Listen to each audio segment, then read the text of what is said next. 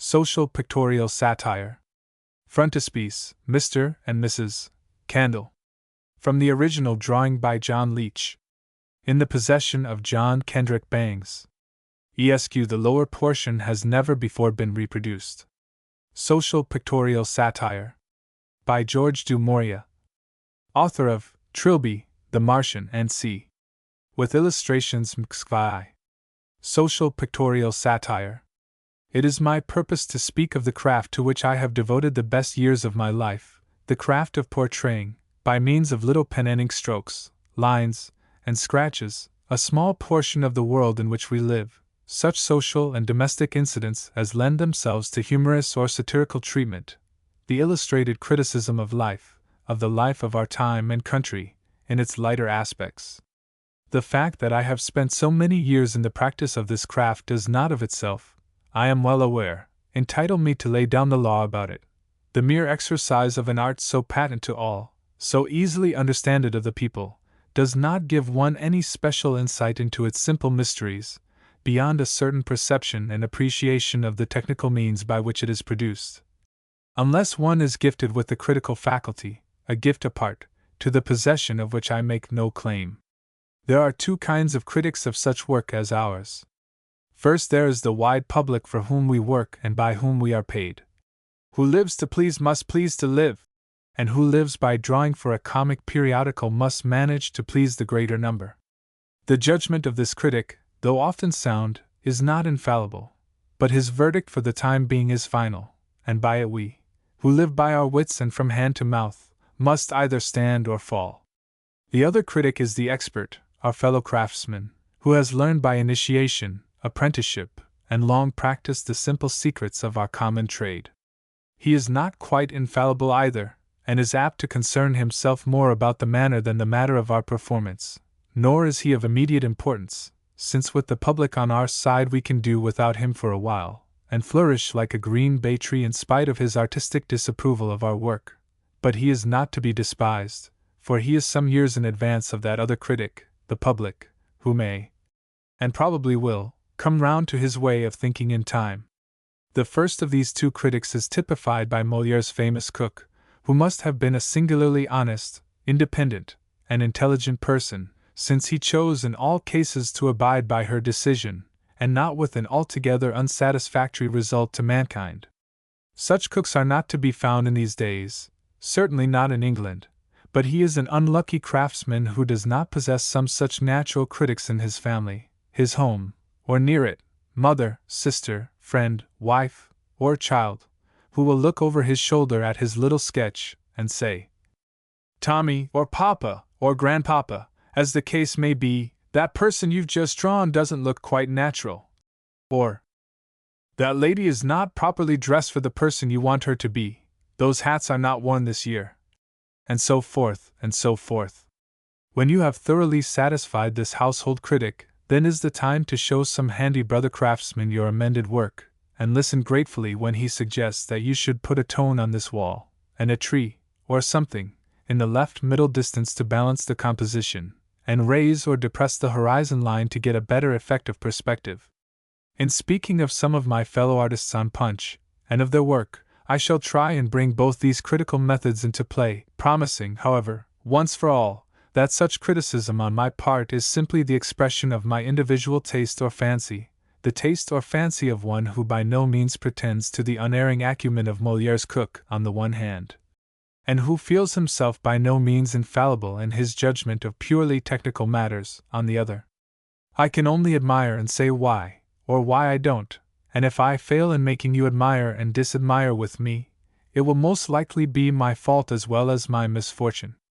I had originally proposed to treat of Richard Doyle, John Leech, and Charles Keene, and finally of myself, since that I should speak of myself was rather insisted upon by those who procured me the honor of speaking at all.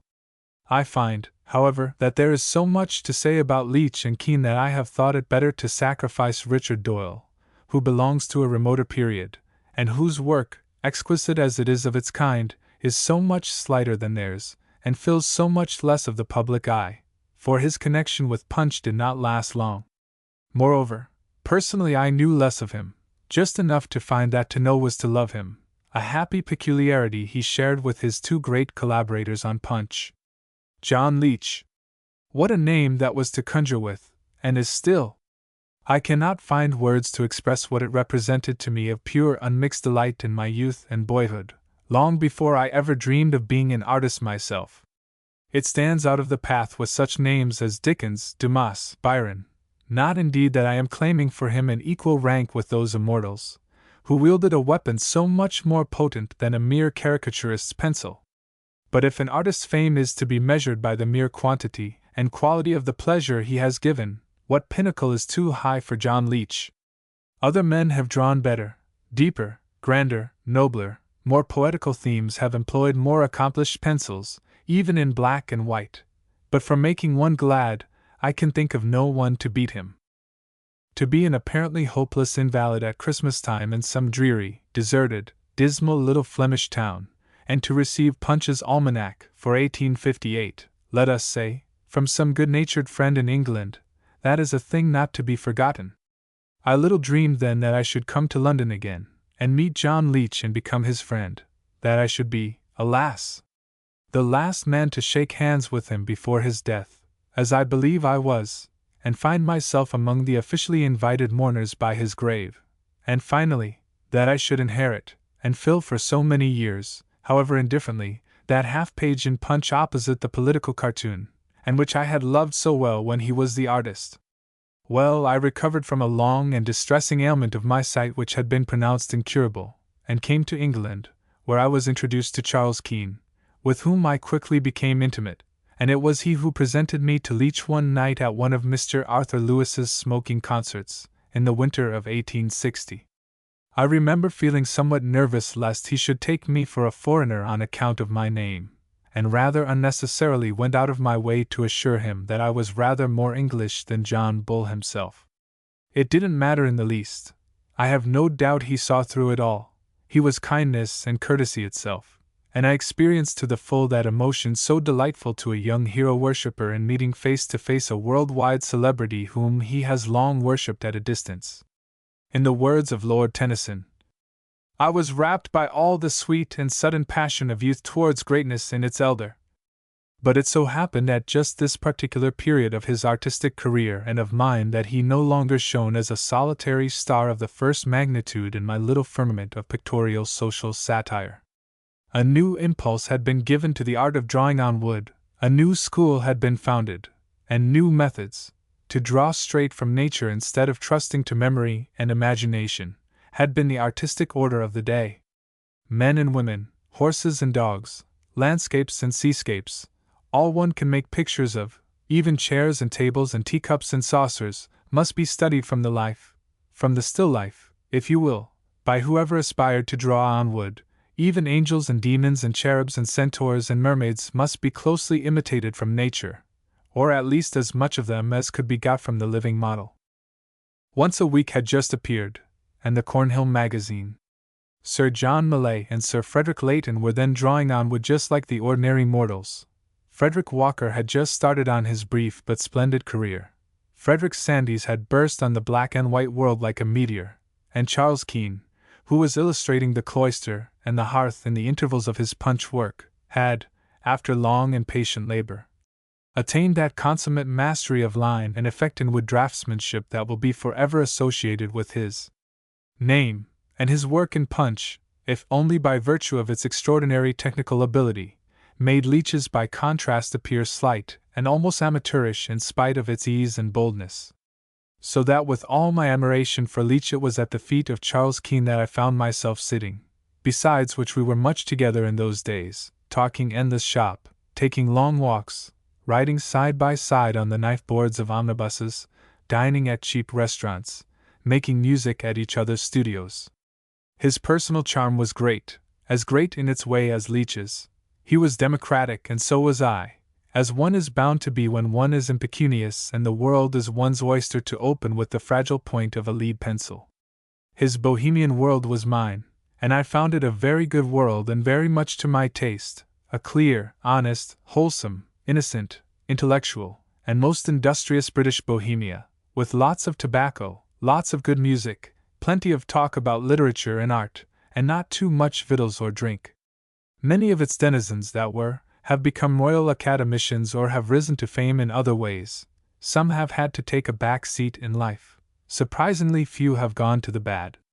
This world, naturally, was not Leech's. If it had ever been, I doubt, his Bohemia, if he ever had lived in one, had been the Bohemia of medicine, not of art, and he seemed to us then to be living on social heights of fame and sport and aristocratic splendor where none of us dreamed of seeking him, and he did not seek us. We hated and despised the bloated aristocracy, just as he hated and despised foreigners without knowing much about them, and the aristocracy, to do it justice, did not pester us with its obtrusive advances. But I never heard Leech spoken of otherwise in Bohemia than with affectionate admiration, although many of us seemed to think that his best work was done. Indeed, his work was becoming somewhat fitful in quality, and already showed occasional signs of haste and illness and fatigue. His fun was less genial and happy, though he drew more vigorously than ever, and now and again surprised us by surpassing himself, as in his series of brigs in the Highlands chasing the deer. All that was 30 years ago and more. I may say at once that I have reconsidered the opinion I formed of John Leech at that time. Leech, it is true, is by no means the one bright particular star, but he has recovered much of his lost first magnitude. If he shines more by what he has to say than by his manner of saying it, I have come to think that that is the best thing of the two to shine by, if you cannot shine by both, and I find that his manner was absolutely what it should have been for his purpose and his time, either more nor less. He had so much to say and of a kind so delightful that I have no time to pick holes in his mode of expression, which at its best has satisfied far more discriminating experts than I, besides which, the methods of printing and engraving have wonderfully improved since his day. He drew straight on the wood block, with a lead pencil. His delicate gray lines had to be translated into the uncompromising coarse black lines of printer's ink, a ruinous process, and what his work lost in this way is only to be estimated by those who know. True, his mode of expression was not equal to Keene's. I never knew any that was, in England, or even approached it, but that, as Mr. Rudyard Kipling says, is another story.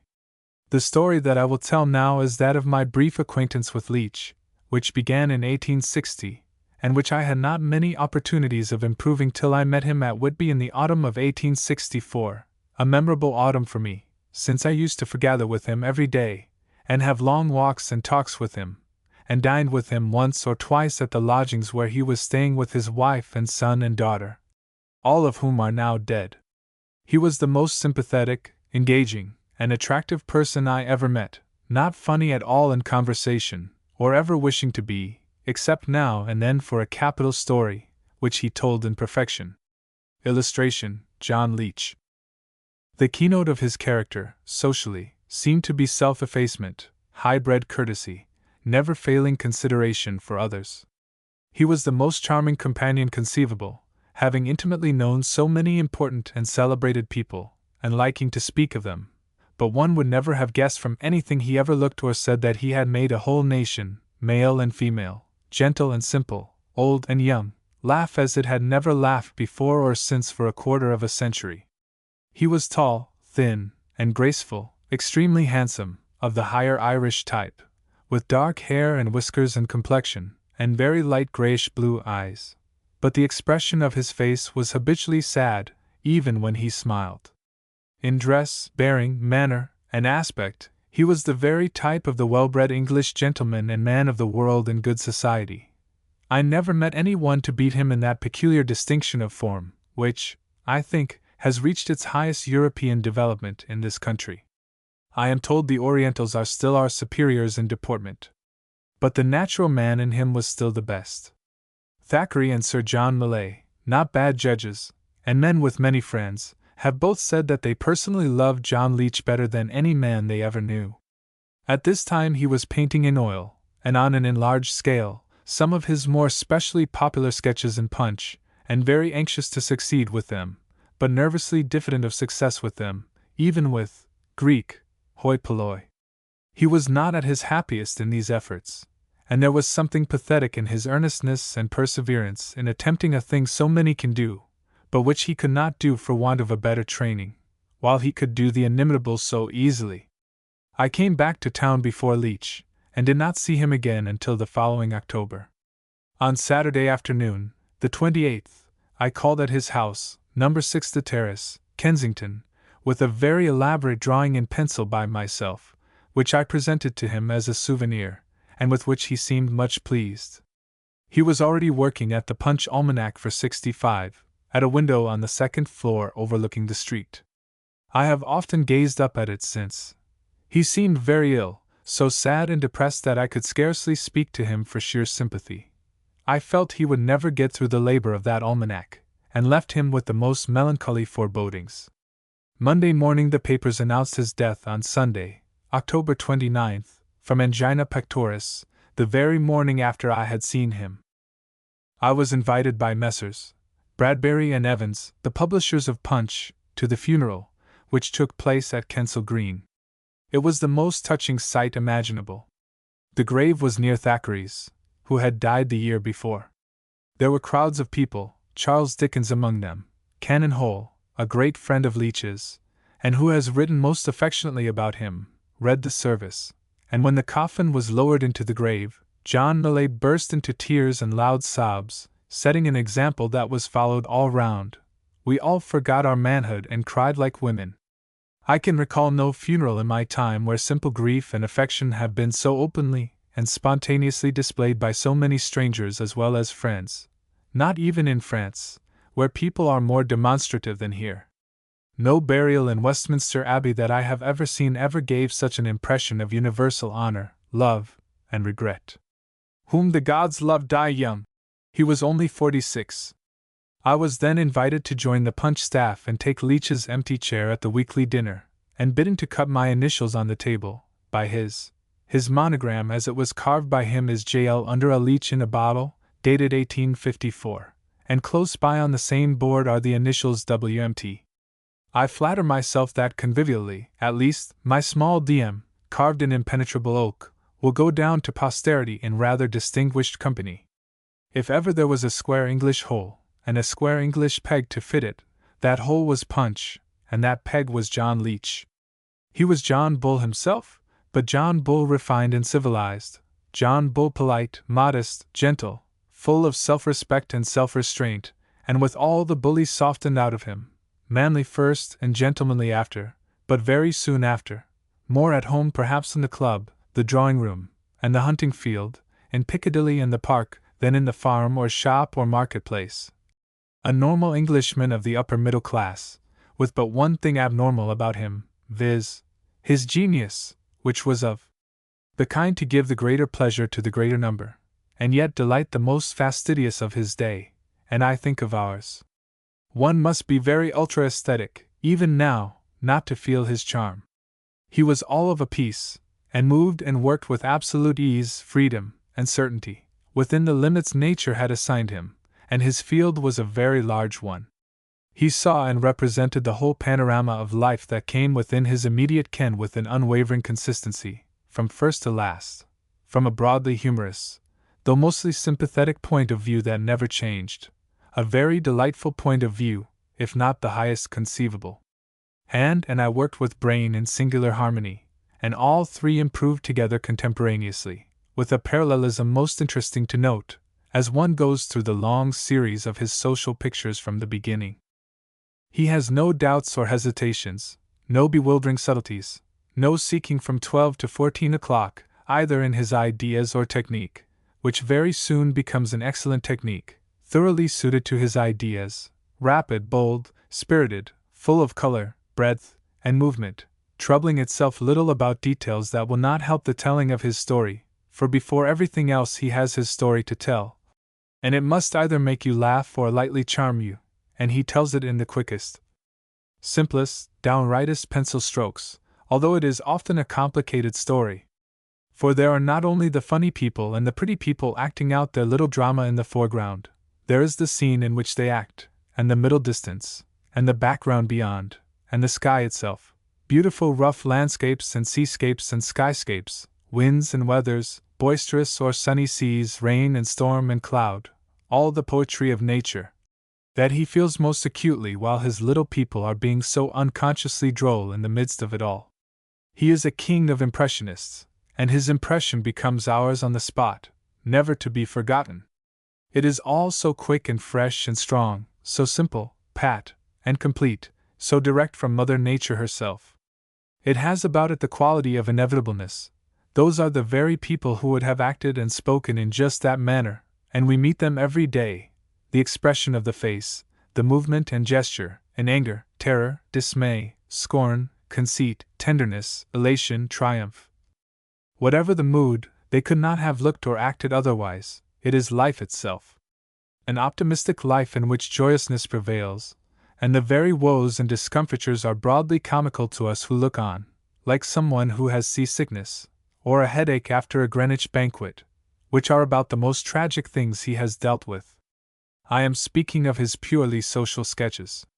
For in his admirable large cuts, political and otherwise serious, his satire is often bitter and biting indeed, and his tragedy almost Hogarthian. Like many true humorists, he was of a melancholy temperament, and no doubt felt attracted by all that was mirthful and bright, and in happy contrast to his habitual mood.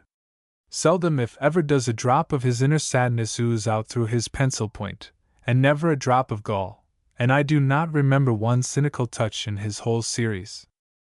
In his tastes and habits he was by nature aristocratic. He liked the society of those who were well dressed, well bred and refined like himself, and perhaps a trifle conventional. He conformed quite spontaneously and without effort to upper-class British ideal of his time, and had its likes and dislikes. But his strongest predilections of all are common to the British race: his love of home, his love of sport, his love of the horse and the hound, especially his love of the pretty woman of the normal, wholesome English type. This charming creature so dear to us all pervades his show from beginning to end. She is a creation of his, and he thoroughly loves her, and draws her again and again with a fondness that is half lover-like and half paternal. Her buxom figure, her merry bright eyes and fresh complexion and flowing ringlets, and pursed-up lips like Cupid's bow. Nor is he ever tired of displaying her feet and ankles, and a little more, in gales of wind on cliff and pier and parade, or climbing the Malvern Hills. When she puts on galoshes it nearly breaks his heart, and he would fly to other climes. He revels in her infantile pouts and jealousies and heart-burnings and butterfly delights and lisping mischiefs, her mild, innocent flirtations with beautiful young swells, whose cares are equally light. She is a darling, and he constantly calls her so to her face. Her favorite seaside nook becomes the mermaid's haunt. Her back hair flies and dries in the wind, and disturbs the peace of the too susceptible Punch. She is a little Amazon poor rider, and rides across country, and drives, even a hansom sometimes, with a pair of magnificent young whiskerandos smoking their costly cigars inside. She is a toxophilite, and her arrow sticks, for it is barbed with innocent seduction, and her bull's-eye is the soft military heart. She wears a cricket cap and breaks Aunt Sally's nose 7 times. She puts her pretty little foot upon the croquet ball, and croqueted you are completely. With what glee she would have rinked and tennised if he had lived a little longer. Illustration. In the Bay of Biscayne. The last sweet thing in hats and walking sticks. Punch, September 27, 1862. She is light of heart, and perhaps a little of head. Her worst trouble is when the captain gives the wing of the fowl to some other darling who might be her twin sister. Her most terrible nightmare is when she dreams that great stupid Captain Sprawler upsets a dish of trifle over her new lace dress with the blue satin slip. But next morning she is herself again, and rides in the Row, and stops to speak with that great stupid Captain Sprawler, who is very nice to look at, whose back is very beautiful, and who sprawls most gracefully over the railings, and pays her those delightful, absurd compliments about her and her horse being such a capital pair, while, as a foil to so much grace and splendor, a poor little snub-nosed, ill-dressed, ill-conditioned dwarf of a snob looks on, sucking the top of his cheap cane in abject admiration and hopeless envy. Then she pats and kisses the nice soft nose of Cornet Flinders's hunter, which is deucedly aggravating for Cornet Flinders, you know. But when that noble sportsman is frozen out and cannot hunt, She plays scratch cradle with him in the boudoir of her father's country house, or pitches chocolate into his mouth from the oak landing, and she lets him fasten the skates onto her pretty feet. Happy cornet! And she plays billiards with her handsome cousin, a guardsman at least, and informs him that she is just 18 to his love, and stands under the mistletoe and asks this enviable relation of hers to show her what the garroter's hug is like, and when he proceeds to do so she calls out in distress because his pointed waxed mustache has scratched her pretty cheek, and when Mr. Punch is there, at dinner, she and a sister darling pull crackers across his august white waistcoat, and scream in pretty terror at the explosion, to that worthy's excessive jubilation, for Mr. Punch is Leech himself, and nothing she does can ever be amiss in his eyes. Sometimes, indeed, she is seriously transfixed herself, and bids Mr. Tongs, the hairdresser, cut off a long lock of her hair where it will not be missed, and she looks so lovely under the smart of Cupid's arrow that we are frantically jealous of the irresistible warrior for whom the jetty tress is destined. In short, she is innocence and liveliness and health incarnate, a human kitten. When she marries the gilded youth with the ambrosial whiskers, their honeymooning is like playing at being married, their heartless billings and cooings are enchanting to see. She will have no troubles. Leech will take good care of that. Her matrimonial tiffs will be of the slightest. Hers will be a well-regulated household. The course of her conjugal love will run smooth in spite of her little indiscretions, for, like Bluebeard's wife, she can be curious at times, and coax and wheedle to know the mysteries of Freemasonry, and cry because Edwin will not reveal the secret of Mr. Percy, the horse-tamer, and how Edwin can resist such an appeal is more than we can understand. But soon they will have a large family, and live happy ever after, and by the time their eldest born is 13 years old, the darling of 14 years back will be a regular materfamilias, stout, matronly, and rather severe, and Edwin will be fat, bald, and middle-aged, and bring home a bundle of asparagus and a nice new perambulator to celebrate the wedding day. And he loves her brothers and cousins, military or otherwise, just as dearly, and makes them equally beautiful to the eye, with those lovely drooping whiskers that used to fall and brush their bosoms, their smartly waistcoat bosoms, a quarter of a century ago. He dresses them even better than the darlings, and has none but the kindliest and gentlest satire for their little vanities and conceits, for they have no real vices, these charming youths, beyond smoking too much and betting a little and getting gracefully tipsy at race meetings and Greenwich dinners, and sometimes running into debt with their tailors, I suppose. And then how boldly they ride to hounds, and how splendidly they fight in the Crimea. How lightly they dance at home. How healthy, good-humored, and manly they are, with all their vagaries of dress and jewelry and accent. It is easy to forgive them if they give the whole of their minds to their white neckties, or are dejected because they have lost the little gridiron off their chatelaine, or lose all presence of mind when a smut settles on their noses, and turn faint at the sight of Mrs. Gamp's umbrella. And next to these enviable beings he loves and reveres the sportsman. One is made to feel that the true sportsman, whether he shoots or hunts or fishes, is an august being, as he ought to be in Great Britain, and Leech has done him full justice with his pencil.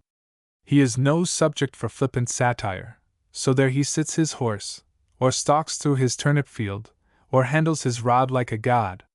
Handsome, well appointed from top to toe, aristocratic to the fingertips, a most impressive figure, the despair of foreigners, the envy of all outsiders at home, including the present lecturer. Illustration, a specimen of pluck. Ruggles. Hold hard, Master George. It's too wide, and uncommon deep. Master George. All right, Ruggles. We can both swim. Punch. He has never been painted like this before. What splendid lords and squires, fat or lean, hook-nosed or eagle-eyed, well tanned by sun and wind, in faultless kit, on priceless mounts. How redolent they are of health and wealth, and the secure consciousness of high social position, of the cool business-like self-importance that sits so well on those who are knowing in the noblest pursuit that can ever employ the energies and engross the mind of a well-born Briton, for they can ride almost as well as their grooms, these mighty hunters before the Lord, and know the country almost as well as the huntsman himself. And what sons and grandsons and granddaughters are growing up round them, on delightful ponies no gate, hedge, or brook can dismay, nothing but the hard highroad.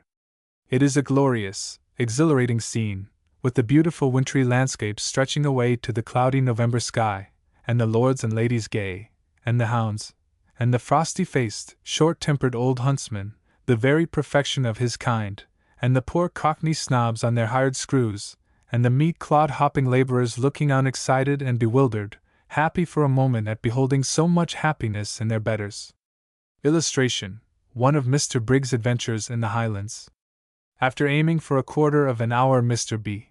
fires both of his barrels, and misses. Tableau: The Forester's Anguish, Punch, 1861. To have seen these sketches of the hunting field is to have been there in person. It is almost the only hunting that I ever had, and probably ever shall have, and I am almost content that it should be so. It is so much easier and simpler to draw for Punch than to drive across country.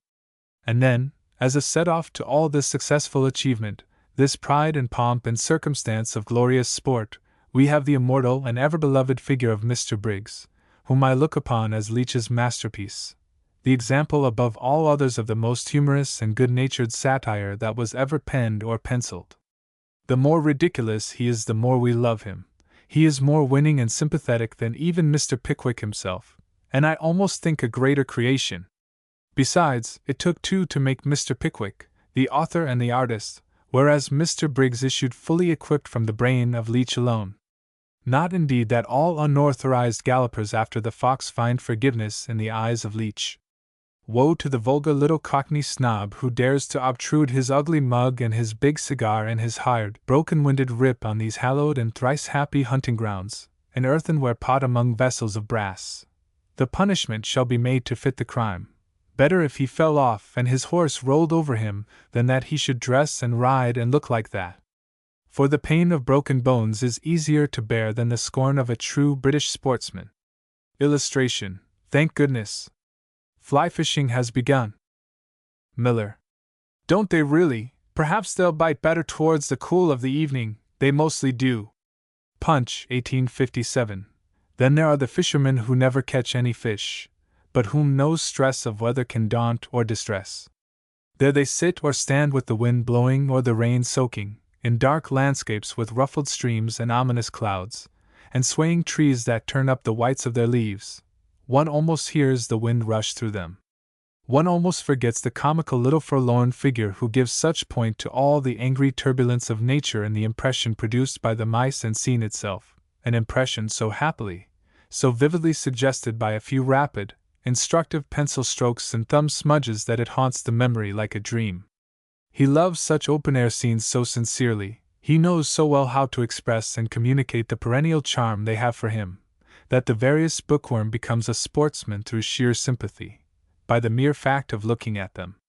And how many people and things he loves that most of us love, it would take all night to enumerate them, the good authoritative pater and mater familias, the delightful little girls, the charming cheeky schoolboys, the jolly little street Arabs, who fill old gentlemen's letter-boxes with oyster shells and gooseberry skins, the cabmen, the busmen, the policemen with the old-fashioned chimney-pot hat, the old bathing women, and Jack ashores, and jolly old tars. His British tar is irresistible.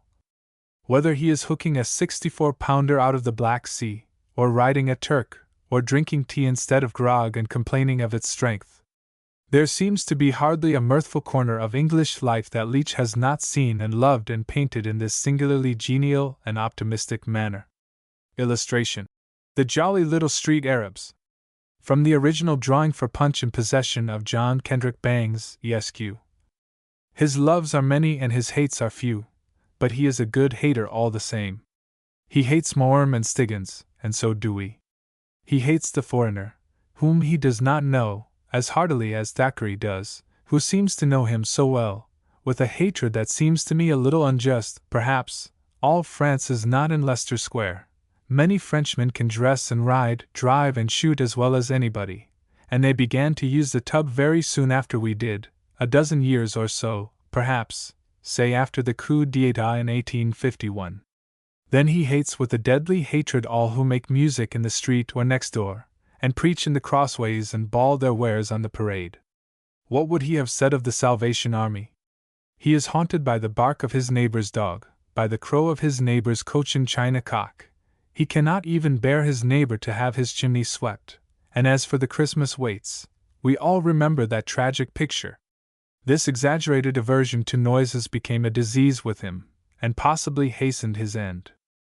Among his pet hates we must not forget the gorgeous flunky and the guzzling alderman, the leering old fop, the rascally bookmaker, the sweating Jew tradesman, and the poor little snob, the airy of his day, who tries vainly to grow a mustache, and wears such a shocking bad hat, and iron heels to his shoes, and shuns the park during the riots for fear of being pelted for a aristocrat, and whose punishment I think is almost in excess of his misdemeanor. To succeed in overdressing oneself, as his swells did occasionally without marring their beauty, is almost as ignominious as to fail, and when the failure comes from want of means, there is also almost a pathetic side to it. Illustration: doing a little business. Old equestrian. Well, but you're not the boy I left my horse with. Boy. No, sir, I just speculated, and bought him of t'other boy for a harpenny. Punch. And he is a little bit hard on old frumps, with fat ankles and scraggy bosoms and red noses. But anyhow we are made to laugh, quod erat demonstrandum. We also know that he has a strong objection to cold mutton for dinner, and much prefers a whitebait banquet at Greenwich, or a nice well-ordered repast at the Star and Garter. So do we. And the only thing he feared is the horse. Nimrod as he is, and the happiest illustrator of the hunting field that ever was, he seems forever haunted by a terror of the heels of that noble animal he drew so well, and I thoroughly sympathize with him. In all the series the chief note is joyousness, high spirits, the pleasure of being alive. There is no Weltschmerz in his happy world, where all is for the best, no hankering after the moon, no discontent with the present order of things. Only one little lady discovers that the world is hollow, and her doll is stuffed with bran. Only one gorgeous swell has exhausted the possibilities of this life, and finds out that he is at loss for a new sensation. So what does he do? Cut his throat? Go and shoot big game in Africa? No, he visits the top of the monument on a rainy day, or invites his brother swells to a Punch and Judy show in his rooms, or rides to Whitechapel and back on an omnibus with a bag of periwinkles, and picks them out with a pin. Even when his humor is at its broadest, and he revels in almost pantomimic fun, he never loses sight of truth and nature, never strikes a false or uncertain note. Robinson goes to an evening party with a spiked knuckle-duster in his pocket and sits down. Jones digs an elderly party called Smith in the back with the point of his umbrella, under the impression that it is his friend Brown. A charming little street Arab prints the soles of his muddy feet on a smart old gentleman's white evening waistcoat. Tompkins writes Henrietta on the stands under two hearts transfixed by an arrow, and his wife, whose name is Matilda, catches him in the act. An old gentleman, maddened by a bluebottle, smashes all his furniture and breaks every window pane but one, where the bluebottle is. And in all these scenes one does not know which is the most irresistible, the most inimitable, the mere drollery or the dramatic truth of gesture and facial expression. The way in which everyday people really behave in absurd situations and under comically trying circumstances is quite funny enough for him, and if he exaggerates a little and goes beyond the absolute prose of life in the direction of caricature, he never deviates a hair's breadth from the groove human nature has laid down. There is exaggeration, but no distortion. The most wildly funny people are low comedians of the highest order, whose fun is never forced and never fails. They found themselves on fact, and only burlesque what they have seen in actual life. They never evolve their fun from the depths of their inner consciousness, and in this naturalness, for me, lies the greatness of Leech. There is nearly always a tenderness in the laughter he excites, born of the touch of nature that makes the whole world kin. Illustration: a tolerably broad hint. Oh, I beg your pardon, sir, but you didn't say as we were to pull up anywhere, did you, sir? Punch, 1859. Where most of all he gives us a sense of the exuberant joyousness and buoyancy of life is in the sketches of the seaside, the newly discovered joys of which had then not become commonplace to people of the middle class. The good old seaside has grown rather stale by this time. The very children of today dig and paddle in a half-perfunctory sort of fashion, with a certain stolidity, and are in strange contrast to those highly elate and enchanting little romps that fill his seaside pictures. Indeed, nothing seems so jolly, nothing seems so funny now, as when Leech was drawing for Punch. The gaiety of one nation at least has been eclipsed by his death. Is it merely that there is no such light humorist to see and draw for us in a frolicsome spirit all the fun and the jollity? Is it because some of us have grown old? Or is it that the British people themselves have changed and gone back to their old way of taking their pleasure sadly?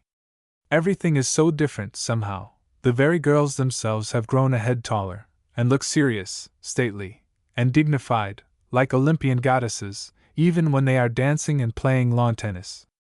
I for one should no more dream of calling them the darlings than I should dare to kiss them under the mistletoe, were I ever so splendid a young captain. Indeed, I am too prostrate in admiration.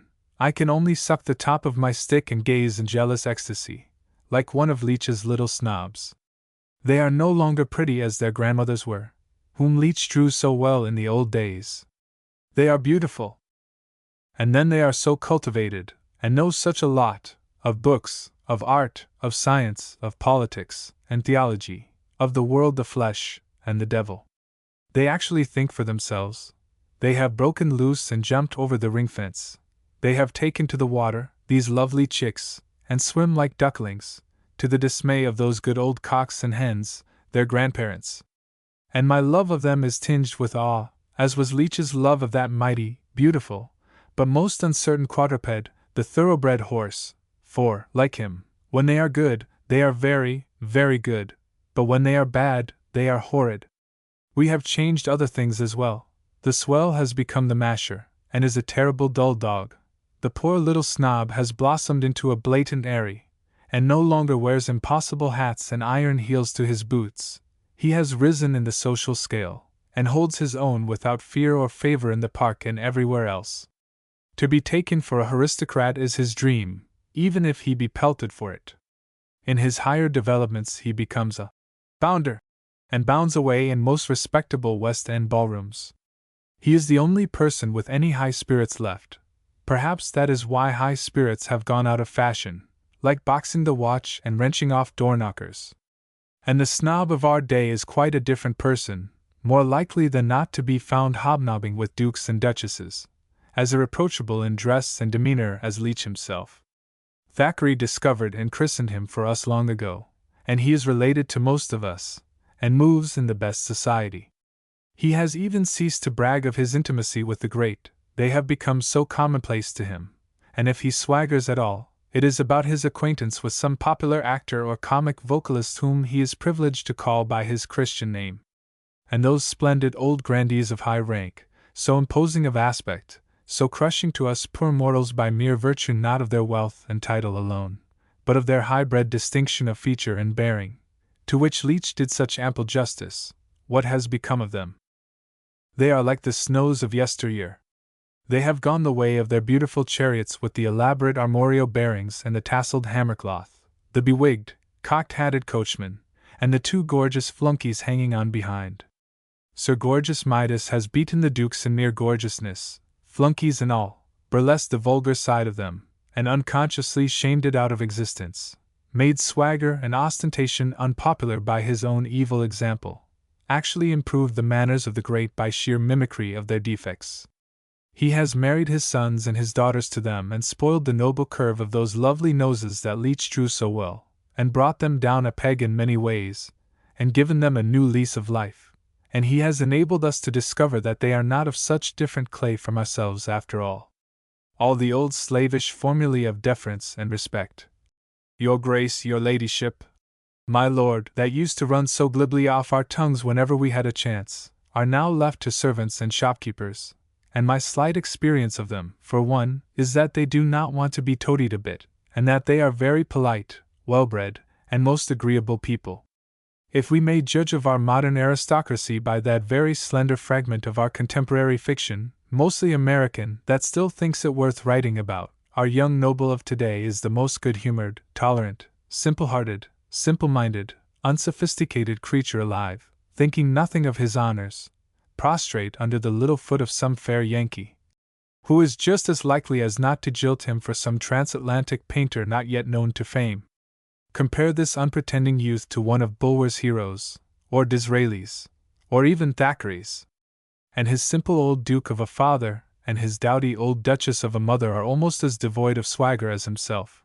They seem to apologize for their very existence, if we may trust these American chroniclers who seem to know them so well, and I really think we no longer care to hear and read about them quite so much as we did, unless it be in the society papers. But all these past manners and customs that some of us can remember so well, all these obsolete people, from the heavily whiskered swell to the policeman with the leather-bound chimney-pot hat, from good pater and materfamilias who were actually looked up to and obeyed by their children, to the croquet-playing darlings in the pork-pie hats and huge crinolines, all survive and will survive for many a year in John Leech's pictures of life and character. Except for a certain gentleness, kindliness, and self-effacing modesty common to both, and which made them appear almost angelic in the eyes of many who knew them, it would be difficult to imagine a greater contrast to Leech than Charles Keene. Charles Keene was absolutely unconventional, and even almost eccentric. He dressed more with a view to artistic picturesqueness than to fashion, and despised gloves and chimney-pot hats, and black coats, and broadcloth generally. Illustration: Charles Keene. From a photograph by Elliott and Fry, London. Scotch tweed was good enough for him in town and country alike. Though a Tory in politics, he was democratic in his tastes and habits. He liked to smoke his short black pipe on the tops of omnibuses. He liked to lay and light his own fire and cook his mutton chop upon it.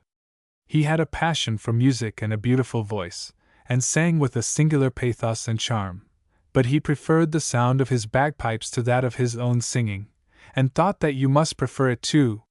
He was forever sketching in pen and ink, indoors and out. He used at one time to carry a little ink bottle at his buttonhole, and steel pens in his waistcoat pocket, and thus equipped he would sketch whatever took his fancy in his walks abroad: houses, buses, cabs, people, bits of street and square, scaffoldings, hoardings with advertisements, sea, river, moor, lake, and mountain. What has he not sketched with that masterly pen that had already been so carefully trained by long and arduous practice in a life school? His heart was in his work from first to last. Beyond his bagpipes and his old books, for he was a passionate reader, he seemed to have no other hobby. His facility in sketching became phenomenal, as also his knowledge of what to put in and what to leave out, so that the effect he aimed at should be secured in perfection and with the smallest appearance of labor. Among his other gifts he had a physical gift of inestimable value for such work as ours, namely, a splendid hand, a large, muscular, well-shaped, and most workmanlike hand, whose long deft fingers could move with equal ease and certainty in all directions. I have seen it at work, and it was a pleasure to watch its acrobatic dexterity, its unerring precision of touch. It could draw with nonchalant facility parallel straight lines, or curved, of just the right thickness and distance from each other, almost as regular as if they had been drawn with ruler or compass, almost, but not quite. The quiteness would have made them mechanical, and robbed them of their charm of human handicraft. A cunning and obedient slave, this wonderful hand, for which no command from the head could come amiss, a slave, moreover, that had most thoroughly learned its business by long apprenticeship to one especial trade, like the head and like the eye that guided it. Leech, no doubt, had a good natural hand, that swept about with enviable freedom and boldness, but for want of early discipline it could not execute these miracles of skill, and the commands that came from the head also lacked the preciseness which results from patiently acquired and well-digested knowledge, so that Mr. Hand was apt now and then to zigzag a little on its own account, in backgrounds, on floors and walls, under chairs and tables, whenever a little tone was felt to be desirable. Sometimes in the shading of coats and trousers and ladies' dresses.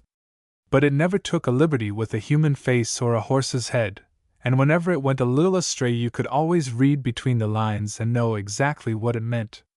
There is no difficulty in reading between Keene's lines. Every one of them has its unmistakable definite intimation. Every one is the right line in the right place. We must remember that there are no such things as lines in nature. Whether we use them to represent a human profile, the depth of a shadow, the darkness of a cloak, or a thundercloud, they are mere conventional symbols. They were invented a long time ago, by a distinguished sportsman who was also a heaven-born amateur artist, the John Leech of his day, who engraved for us, from life, the picture of Mammoth on one of its own tusks. And we have accepted them ever since as the cheapest and simplest way of interpreting in black and white for the wood engraver the shapes and shadows and colors of nature. They may be scratchy, feeble, and uncertain, or firm and bold, thick and thin, straight, curved, parallel, or irregular, cross-hatched once, twice, a dozen times, at any angle. Every artist has his own way of getting his effect. But some ways are better than others, and I think Keene's is the firmest, loosest, simplest, and best way that ever was, and the most difficult to imitate. His mere penstrokes have, for the expert, a beauty and an interest quite apart from the thing they are made to depict, whether he uses them as mere outlines to express the shape of things animate or inanimate, even such shapeless, irregular things as the stones on a sea beach, or in combination to suggest the tone and color of a dress coat, or a drunkard's nose, of a cab or omnibus, of a distant mountain with miles of atmosphere between it and the figures in the foreground. Illustration: The Snowstorm, January 2, 1867. Cabby, petulantly. The cabbies even lose their tempers. "It's no use your calling o' me, sir. Got such a job with these air too as'll last me a fortnight." Punch, January 19, 1867. His lines are as few as can be. He is most economical in this respect and loves to leave as much white paper as he can. But one feels in his best work that one line more or one line less would impair the perfection of the whole, that of all the many directions, curves, and thicknesses they might have taken he has inevitably hit upon just the right one. He has beaten all previous records in this respect, in this country at least. I heard a celebrated French painter say, "He is a great man, your Charles Keene. He take a pen and ink and a bit of paper, and was a half-dozen strokes he know out to frame a gust of wind." I think myself that Leech could frame a gust of wind as effectually as Keene, by the sheer force of his untaught natural instinct, of his genius, but not with the deftness, this economy of material, this certainty of execution, this consummate knowledge of effect. To borrow a simile from music, there are certain tunes so fresh and sweet and pretty that they please at once and forever, like "Home, Sweet Home," or "The Last Rose of Summer." They go straight to the heart of the multitude, however slight the accompaniment, a few simple chords. They hardly want an accompaniment at all. Leech's art seems to me of just such a happy kind. He draws, he scores like an amateur who has not made a very profound study of harmony, and sings his pretty song to his simple accompaniment with so sweet and true a natural voice that we are charmed. It is the magic of nature, whereas Keene is a very Sebastian Bach in his counterpoint. There is nothing of the amateur about him. His knowledge of harmony in black and white is complete and thorough. Mere consummate scoring has become to him a second nature. Each separate note of his voice reveals the long training of the professional singer, and if his tunes are less obviously sweet and his voice less naturally winning and sympathetic than Leech's, his aesthetic achievement is all the greater. It is to his brother artists rather than to the public at large that his most successful appeal is made, but with an intensity that can only be gained by those who have tried in vain to do what he has done, and who thereby know how difficult it is. His real magic is that of art. This perhaps accounts for the unmistakable fact that Leech's popularity has been so much greater than Keene's, and I believe is still. Leech's little melodies of the pencil, to continue the parallel with the sister art, are like Volkslieder, national airs, and more directly reach the national heart. Transplant them to other lands that have pencil Volkslieder of their own, though none, I think, comparable to his for fun and sweetness and simplicity, and they fail to please as much, while their mere artistic qualities are not such as to find favor among foreign experts, whereas Keene actually gains by such a process. He is as much admired by the artists of France and Germany as by our own, if not more. For some of his shortcomings, such as his lack of feeling for English female beauty, his want of perception, perhaps his disdain, of certain little eternal traits and conventions and differences that stamp the various grades of our social hierarchy. Do not strike them, and nothing interferes with their complete appreciation of his craftsmanship. Illustration: waiting for the landlord. Ribbon man getting impatient. Bedad, they ought to be here be this time. Sure, Tirius, I hope the old gentleman hasn't mit with an accident. Punch, July 27, 1878. Perhaps, also, Leech's frequent verification of our manly British pluck and honesty, and proficiency in sport, and wholesomeness and cleanliness of body and mind, our general physical beauty and distinction, and his patriotic tendency to contrast our exclusive possession of these delightful gifts with the deplorable absence of them in any country but our own, may fail to enlist the sympathies of the benighted foreigner. Whereas there is not much to humiliate the most touchy French or German reader of Punch, or excite his envy, in Charles Keene's portraiture of our race. He is impartial and detached, and the most rabid Anglophobe may frankly admire him without losing his self-esteem. The English lower middle class and people, that Keene has depicted with such judicial freedom from either prejudice or prepossession, have many virtues, but they are not especially conspicuous for much vivacity or charm of aspect or gainliness of demeanor, and he has not gone out of his way to idealize them. Also, he seldom if ever jibes at those who have not been able to resist the temptations, as Mr. Gilbert would say, of belonging to other nations. Thus, in absolute craftsmanship and technical skill, in the ease and beauty of his line, his knowledge of effect, his complete mastery over the material means at his disposal, Charles Keene seems to me as superior to Leech as Leech is to him in grace, in human naturalness and geniality of humor, in accurate observation of life, in keenness of social perception, and especially in width of range. Illustration: a stroke of business. Village Hampton, who with dauntless breast has undertaken for sixpence to keep off the other boys. If any of you wants to see what we're a paintin' of, it's a halfpenny a.d., but you marn't make no remarks. Punch, May 4th, 1867. The little actors on Leech's stage are nearly all of them everyday people, types one is constantly meeting. High or low, tipsy or sober, vulgar or refined, pleasant or the reverse, we knew them all before Leech ever drew them, and our recognition of them on his page is full of delight at meeting old familiar friends, and seeing them made fun of for our amusement. Whereas a great many of Keene's middle-class protagonists are peculiar and exceptional, and much of their humor lies in their eccentricity, they are characters themselves, rather than types of English characters. Are they really observed and drawn from life? Do they really exist just as they are, or are they partly evolved from the depths of an inner consciousness that is not quite satisfied with life just as it is? Illustration: none o' your larks. Gigantic navvy. Let's walk between your gents, folks LL think you've took up a deserter. Punch, October 19, 1861. They are often comic, with their exquisitely drawn faces so full of subtlety, intensely comic. Their enormous perplexities about nothing, their utter guilelessness, their innocence of the wicked world and its ways, make them engaging sometimes in spite of a certain ungainliness of gesture, dress, and general behavior that belongs to them, and which delighted Charles Keene, who was the reverse of ungainly, just as the oft-recurring tipsiness of his old gentleman delighted him, though he was the most abstemious of men. I am now speaking of his middle-class people, those wonderful Philistines of either sex, those elaborately capped and corpulent old ladies, those matanchop-whiskered, middle-aged gentlemen with long upper lips and florid complexions, receding chins, noses almost horizontal in their prominence, those artless damsels who trouble themselves so little about the latest fashions, those feeble-minded, hirsute swells with the sloping shoulders and the broad hips and the little hats cocked on one side, those unkempt, unspoiled, unspotted from the world brothers of the brush, who take in their own milk, and so complacently ignore all the rotten conventionalism of our over-civilized existence.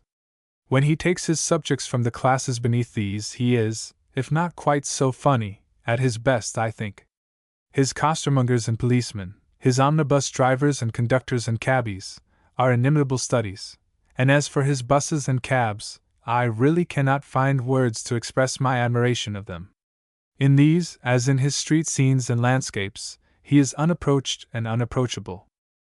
Nor must we forget his canny Scotsmen, his Irish labourers and peasants, his splendid English navvies, and least of all his volunteers. He and Leech might be called the pillars of the volunteer movement, from the manner, so true, so sympathetic, and so humorous, in which they have immortalized its beginning.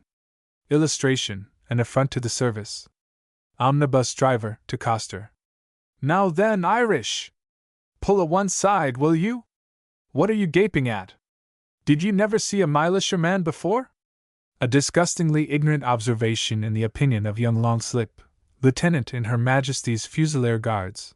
Punch, March 7, 1863. Charles Keene is seldom a satirist. His nature was too tolerant and too sweet for hate, and that makes him a bad and somewhat perfunctory hater. He tries to hate Airy, but he can't, for he draws an ideal Airy that surely never was, and thus his shaft misses the mark. Compare his Airy to one of Leech's snobs, for instance. He tries to hate the haw-haw swell, and is equally unsuccessful. When you hate and can draw, you can draw what you hate down to its minutest details, better, perhaps, than what you love, so that whoever runs and reads and looks at your pictures hates with you. Whoever hated a personage of Keene's beyond that feeble kind of aversion that comes from mere uncongeniality, a slightly offended social taste, or prejudice? One feels a mere indulgent and half-humorous disdain, but no hate. On the other hand, I do not think that we love his personages very much. We stand too much outside his eccentric world for sympathy. From the pencil of this most lovable man, with his unrivaled power of expressing all he saw and thought, I cannot recall many lovable characters of either sex or any age. Here and there a good-natured cabby, a jolly navvy, a simple-minded flautist or bagpiper, or a little street Arab, like the small boy who pointed out the jail doctor to his pal and said, "That's my medical man." Whereas Leech's pages teem with winning, graceful, lovable types, and here and there a hateful one to give relief. But somehow, one like the man who drew these strange people, even without knowing him. When you knew him you loved him very much, so much that no room was left in you for envy of his unattainable mastery in his art. For of this there can be no doubt, no greater or more finished master in black and white has devoted his life to the illustration of the manners and humors of his time, and if Leech is even greater than he, and I for one am inclined to think he is, it is not as an artist, but as a student and observer of human nature, as a master of the light, humorous, superficial criticism of life. Illustration. Not up to his business. Cross bus driver. Now why didn't you take that there party? Conductor. Said they wouldn't go. Cross bus driver. Said they wouldn't go? They said they wouldn't go? Why, what do you suppose you're put there for? You call that conducting a bus? Oh. They wouldn't go. I like that N.C. Punch, September 1, 1860. Charles Keene died of general atrophy on January 4, 1891. It was inexpressibly pathetic to see how patiently, how resignedly he wasted away. He retained his unalterable sweetness to the last. His handsome, dark-skinned face, so strongly lined and full of character, his mild and magnificent light gray eyes, that reminded one of St. Bernard's, his tall, straight, slender aspect, that reminded one of Don Quixote, his simplicity of speech and character, his love of humor, and the wonderful smile that lit up his face when he heard a good story, and the still more wonderful wink of his left eye when he told one. All these will remain strongly impressed on the minds of those who ever met him. I attended his funeral as I had attended Leech's 26 years before. Canon Anger, a common friend of us both, performed the service.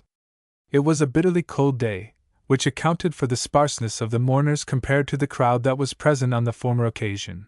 But bearing in mind that all those present were either relations or old friends, all of them with the strongest and deepest personal regard for the friend we had lost, the attendance seemed very large indeed, and all of us, I think, in our affectionate remembrance of one of the most singularly sweet-natured, sweet-tempered, and simple-hearted men that ever lived, forgot for the time that a very great artist was being laid to his rest. Illustration, George du Maurier. From an unpublished photograph by Friedel and Young, London. And now, in fulfillment of my contract, I must speak of myself, a difficult and not very grateful task. Oneself is a person about whom one knows too much and too little, about whom we can never hit a happy medium. Sometimes one rates oneself too high, sometimes, but less frequently, too low, according to the state of our digestion, our spirits, our pocket, or even the weather. In the present instance, I will say all the good of myself I can decently, and leave all the rating to you. It is inevitable, however unfortunate it may be for me, that I should be compared with my two great predecessors, Leech and Keene, whom I have just been comparing to each other. When John Leech's mantle fell from his shoulders, it was found that the garment was ample to clothe the nakedness of more than one successor. John Tenniel had already, it is true, replaced him for several years as the political cartoonist of Punch. How admirably he has always filled that post, then and ever since, and how great his fame is, I need not speak of here. Linley Sambourne and Harry Furness, so different from each other and from Tenniel, have also, since then, brought their great originality and their unrivaled skill to the political illustrations of Punch, Sambourne to the illustration of many other things in it besides, but which do not strictly belong to the present subject.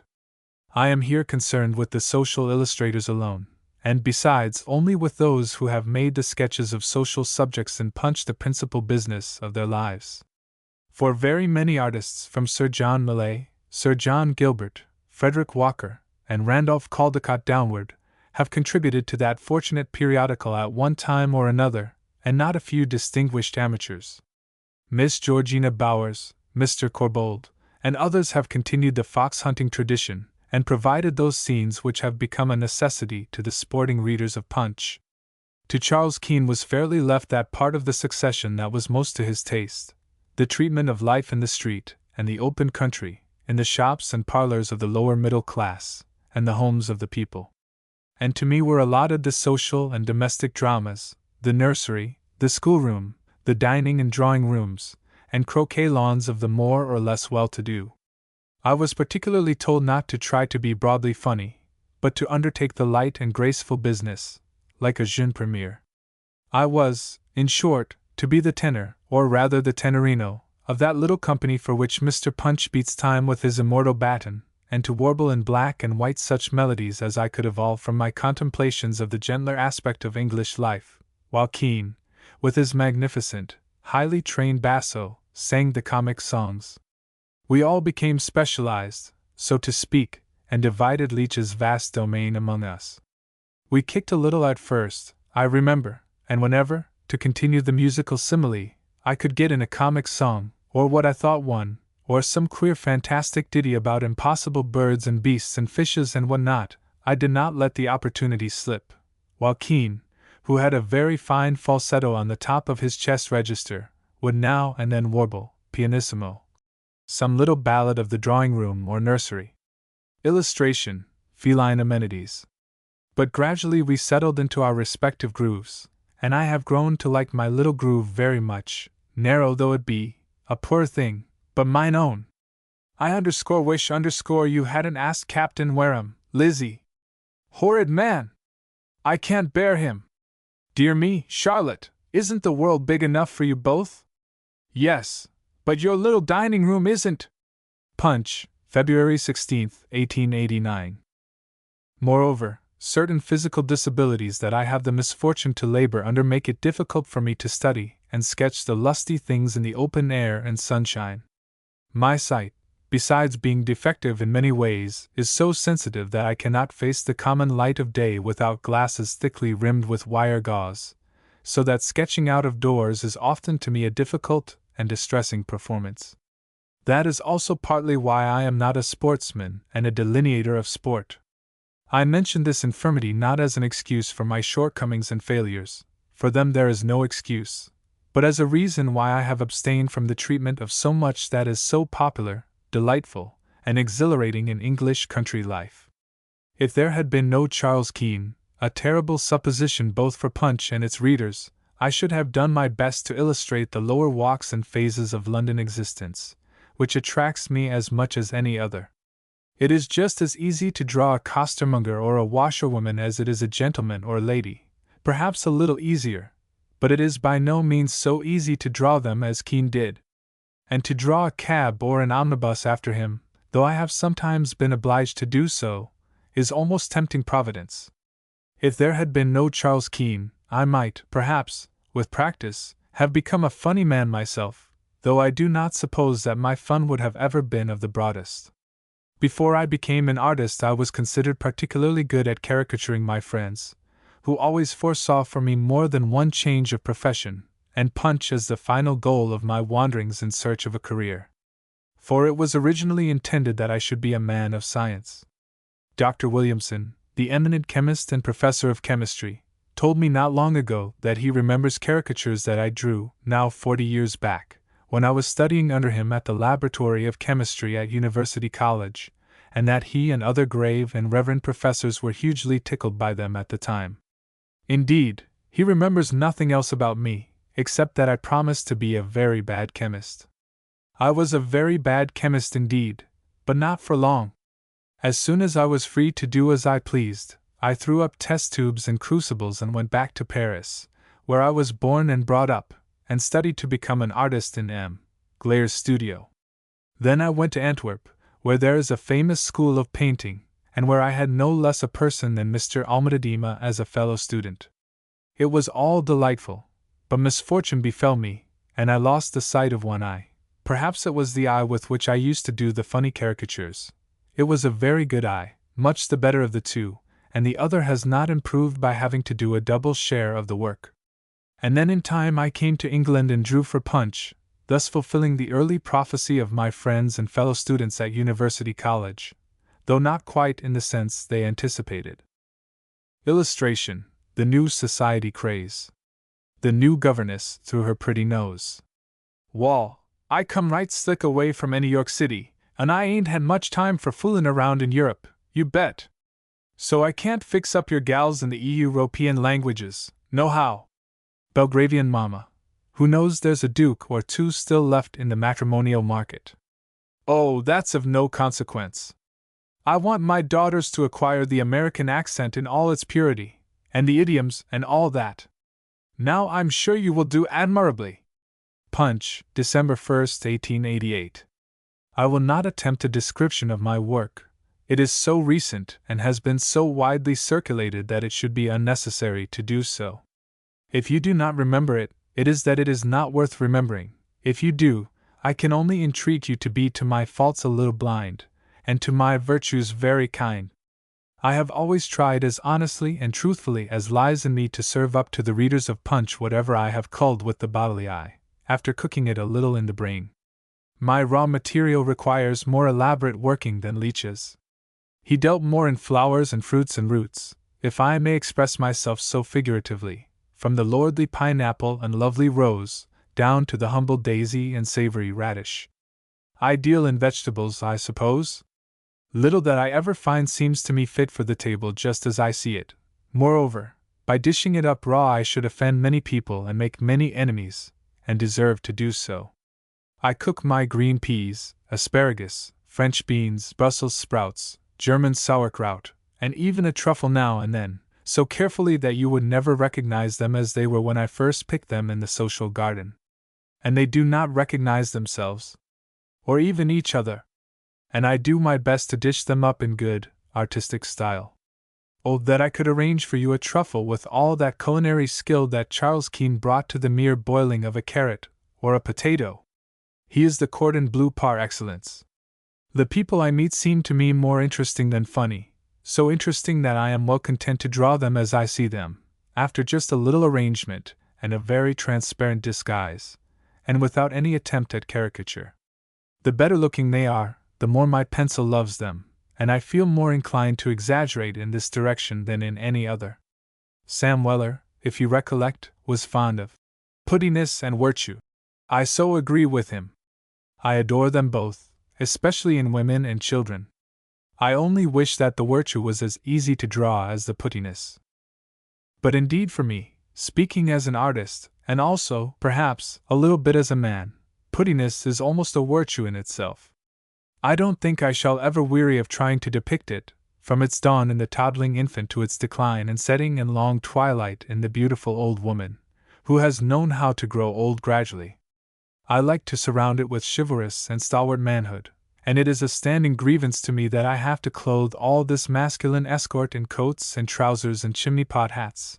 Worse than all, in the evening dress of the period, that I cannot surround my divinity with a guard of honor more worthily arrayed. Thus, of all my little piebald puppets, the one I value the most is my pretty woman. I am as fond of her as Leech was of his, of whom, by the way, she is the granddaughter. This is not artistic vanity. It is pure paternal affection, and by no means prevents me from seeing her faults. It only prevents me from seeing them as clearly as you do. Please be not very severe on her, for her grandmother's sake. Words fail me to express how much I loved her grandmother, who wore a cricket cap and broke Aunt Sally's nose 7 times. Illustration: a pictorial puzzle. Tenor warbler, with passionate emphasis on the first word of each line. Me once again, me once again. Why does the cat suddenly jump off the hearthrug, rush to the door, and make frantic endeavors to get out? Punch. Will my pretty woman ever be all I wish her to be? All she ought to be? I fear not. On the mantelpiece in my studio at home there stands a certain lady. She is but lightly clad, and what simple garment she wears is not in the fashion of our day. How well I know her! Almost thoroughly by this time, for she has been the silent companion of my work for 30 years. She has lost both her arms and one of her feet, which I deplore, and also the tip of her nose, but that has been made good. She is only 3 feet high, or thereabouts, and quite 2,000 years old, or more, but she is ever young. Age cannot wither her, nor custom stale her infinite variety. And a very giantess in beauty, for she is a reduction in plaster of the famous statue at the Louvre. They call her the Venus of Milo, or Melos. It is a calumny, a libel. She is no Venus, except in good looks, and if she errs at all, it is on the side of austerity. She is not only puttiness but virtue incarnate, if one can be incarnate in marble, from the crown of her lovely head to the sole of her remaining foot. A very beautiful foot, though by no means a small one. It has never worn a high-heel shoe. Like all the best of its kind, and its kind the best, she never sates nor palls, and the more I look at her the more I see to love and worship, and alas! the more dissatisfied I feel, not indeed with the living beauty ripe and real, that I see about and around. Mere life is such a beauty in itself that no stone ideal can ever hope to match it. But dissatisfied with the means at my command to do the living beauty justice. A little bit of paper, a steel pen, and a bottle of ink, and alas! fingers and an eye less skilled than they would have been if I had gone straight to a school of art instead of a laboratory for chemistry. And now for social pictorial satire considered as a fine art. They who have practiced it hitherto, from Hogarth downward, have not been many. You can count their names on your fingers. And the wide popularity they have won may be due as much to their scarcity as to the interest we all take in having the mirror held up to ourselves, to the malicious pleasure we all feel at seeing our neighbors held up to gentle ridicule or well-merited reproof. Most of all, perhaps, to the realistic charm that lies in all true representation of the social aspects with which we are most familiar, ugly as these are often apt to be. With our chimney-pot hats, and trousers that unfit us, it seems, for serious and elaborate pictorial treatment at the hands of the foremost painters of our own times, except when we sit to them for our portraits. Then they have willy-nilly to make the best of us, just as we are. Illustration: refinements of modern speech. Scene: a drawing-room in passionate Brompton. Fair aesthetic, suddenly, and in deepest tones to Smith, who has just been introduced to take her in to dinner. Are you intense? Punch, June 14, 1879. The plays and novels that succeed the most are those which treat of the life of our own day, not so the costly pictures we hang upon our walls. We do not care to have continually before our eyes elaborate representations of the life we lead every day and all day long. We like best that which rather takes us out of it, romantic or graceful episodes of another time or clime, when men wore prettier clothes than they do now, well-imagined, well-painted scenes from classic lore, historical subjects selected from our splendid literature and what not, or If we want modern subjects, we prefer scenes chosen from a humble sphere, which is not that of those who can afford to buy pictures, the toilers of the earth, the toilers of the sea, pathetic scenes from the inexhaustible annals of the poor, or else, again, landscapes and seascapes, things that bring a whiff of nature into our feverish and artificial existence, that are in direct contrast to it. And even with these beautiful things, how often the charm wears away with the novelty of possession. How often and how soon the lovely picture, like its frame, becomes just as a piece of wall furniture, in which we take a pride, certainly, and which we should certainly miss if it were taken away, but which we grow to look at with the pathetic indifference of habit, if not, indeed, with aversion. Chairs and tables minister to our physical comforts, and we cannot do without them. But pictures have not this practical hold upon us. The sense to which they appeal is not always on the alert, yet there they are hanging on the wall, morning, noon, and night, unchanged, unchangeable, the same arrested movement, the same expression of face, the same seas and trees and moors and forests and rivers and mountains, the very waves are as eternal as the hills. Music will leave off when it is not wanted, at least it ought to. The book is shut, the newspaper thrown aside. Not so the beautiful picture. It is like a perennial nosegay, forever exhaling its perfume for noses that have long ceased to smell it. But little pictures in black and white, of little everyday people like ourselves, by some great little artist who knows life well and has the means at his command to express his knowledge in this easy, simple manner, can be taken up and thrown down like the book or newspaper. They are even easier to read and understand. They are within the reach of the meanest capacity, the humblest education, the most slender purse. They come to us weekly, let us say, in cheap periodicals. They are preserved and bound up in volumes, to be taken down and looked at when so disposed. The child grows to love them before he knows how to read. 50 years hence he will love them still, if only for the pleasure they gave him as a child. He will soon know them by heart, and yet go to them again and again, and if they are good, he will always find new beauties and added interest as he himself grows in taste and culture, and how much of that taste and culture he will owe to them, who can say? Nothing sticks so well in the young mind as a little picture one can hold close to the eyes like a book, not even a song or poem, for in the case of most young people the memory of the eye is better than that of the ear, its power of assimilating more rapid and more keen. And then there is the immense variety, the number. Illustration. Reading without tears. Teacher. And what comes after S, Jack? Pupil. T. Teacher. And what comes after T? Pupil. For all that we have received. N.C. N.C. Punch, February 17, 1869. Our pictorial satirist, taking the greatest pains, doing his very best, can produce, say, 100 of these little pictures in a 12-month, while his elder brother of the brush bestows an equal labor and an equal time on one important canvas, which will take another 12-month to engrave, perhaps, for the benefit of those fortunate enough to be able to afford the costly engraving of that one priceless work of art, which only one millionaire can possess at a time. Happy millionaire! Happy painter, just as likely as not to become a millionaire himself. And this elder brother of the brush will be the first to acknowledge his little brother's greatness, if the little brother's work be well done.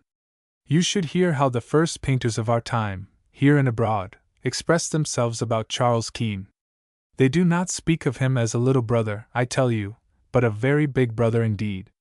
Thackeray, for me, and many others, the greatest novelist, satirist, humorist of our time, where so many have been great, is said to have at the beginning of his career wished to illustrate the books of others, Charles Dickens's, I believe, for one. Fortunately, perhaps, for us and for him, and perhaps for Dickens, he did not succeed. He lived to write books of his own, and to illustrate them himself, and it is generally admitted that his illustrations, clever as they are, were not up to the mark of his writings. It was not his natural mode of expression, and I doubt if any amount of training and study would have made it a successful mode. The love of the thing does not necessarily carry the power to do it. That he loved it he has shown us in many ways, and also that he was always practicing it.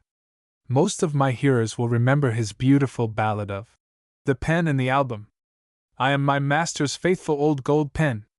I've served him 3 long years, and drawn since then thousands of funny women and droll men. Illustration: The height of impropriety. Miss Grundyson, Jr. There goes Lucy Holroyd, all alone in a boat with young Snip's son as usual. So impudent of them. Her elder sister. Yes, how shocking if they were upset and drowned, without a chaperone, you know. Punch, August 8, 1891. Now conceive, it is not an impossible conception, that the marvelous gift of expression that he was to possess in words had been changed by some fairy at his birth into an equal gift of expression by means of the pencil, and that he had cultivated the gift as assiduously as he cultivated the other, and finally that he had exercised it as sedulously through life, bestowing on innumerable little pictures in black and white all the wit and wisdom, the wide culture, the deep knowledge of the world, and of the human heart, all the satire, the tenderness, the drollery, and last, but not least, that incomparable perfection of style that we find in all or most that he has written. What a pictorial record that would be! Think of it, a collection of little woodcuts or etchings, with each its appropriate legend, a series of small pictures equal in volume and in value to the whole of Thackeray's literary work. Think of the laughter and the tears from old and young, rich and poor, and from the thousands who have not the intelligence or the culture to appreciate great books, or lack time or inclination to read them. All there was in the heart and mind of Thackeray, expressed through a medium so simple and direct that even a child could be made to feel it, or a chimney sweep. For where need we draw the line? We are only pretending. Now I am quite content with Thackeray as he is, a writer of books, whose loss to literature could not be compensated by any gain to the gentle art of drawing little figures in black and white. Thousands of funny women and droll men. All I wish to point out, in these days when drawing is pressed into the service of daily journalism, and with such success that there will soon be as many journalists with the pencil as with the pen, is this, that the career of the future social pictorial satirist is full of splendid possibilities undreamed of yet. It is a kind of hybrid profession still in its infancy, hardly recognized as a profession at all, something halfway between literature and art, yet potentially combining all that is best and most essential in both, and appealing as effectively as either to some of our strongest needs and most natural instincts.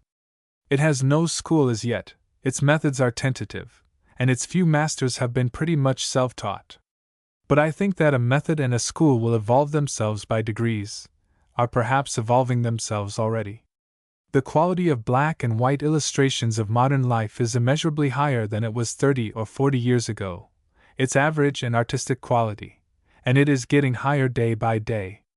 The number of youths who can draw beautifully is quite appalling. One would think they had learned to draw before learning to read and write. Why shouldn't they? Well, all we want, for my little dream to be realized, is that among these precocious wielders of the pencil there should arise here a Dickens, there a Thackeray, there a George Eliot or an Anthony Trollope, who, finding quite early in life that he can draw as easily as other men can spell, that he can express himself, and all that he hears and sees and feels, more easily, more completely, in that way than in any other, will devote himself heart and soul to that form of expression, as I and others have tried to do, but with advantages of nature, circumstances, and education that have been denied to us. Illustration: things one would wish to have expressed differently. The fact is I never get any wild fowl shooting, never. She: oh, then you ought to come down to our neighborhood in the winter. It would just suit you, there are such a lot of geese about, I mean wild geese of course. Punch, November 21, 1891. Hogarth seems to have come nearer to this ideal pictorial satirist than any of his successors in Punch and elsewhere. For he was not merely a light humorist and a genial caricaturist, he dealt also in pathos and terror, in tragic passion and sorrow and crime. He often strikes chords of too deep a tone for the pages of a comic periodical. But the extent of his productiveness was limited by the method of his production.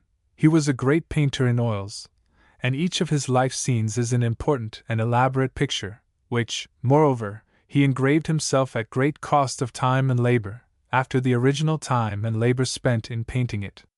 It is by these engravings, far more than by his pictures, that he is so widely known. It is quite possible to conceive a little sketchy woodcut no larger than a cut in punch, and drawn by a master like Charles Keene, or the German Adolf Menzel, giving us all the essence of any picture by Hogarth even more effectively, more agreeably, than any of Hogarth's most finished engravings. And if this had been Hogarth's method of work, instead of some 50 or 60 of those immoral designs we should have had some 5 or 6,000. Almost a library. So much for the great pictorial satirist of the future, of the near future, let us hope, that I have been trying to evolve from my inner consciousness. May some of us live to see him. End of Project Gutenberg's Social Pictorial Satire, by George du Maurier.